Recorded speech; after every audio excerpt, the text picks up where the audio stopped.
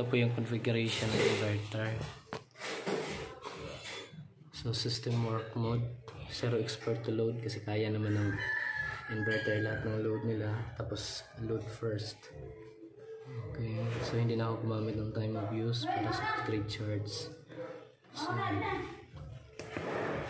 So battery setting naman, ginamitan ko ng battery percentage 200 ampere hour, 40 amps discharge stability. Gamit ang utility pag charge. Okay, so shutdown 20%. So now, okay, sa basic setting nilock ko yung changes, lock out all changes, yung password 4 na 7. Okay,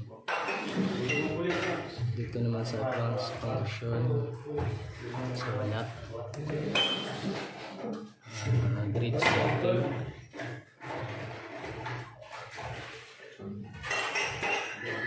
so yan, frequency high 62, 59, this 1 minute yung reconnection time. So yan,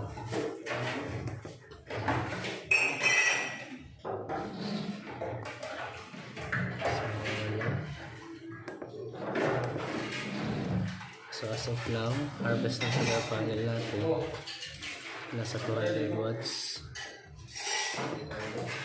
Okay, so combine ng solar at saka utility. So, sa load side 552 watts. So yun lang.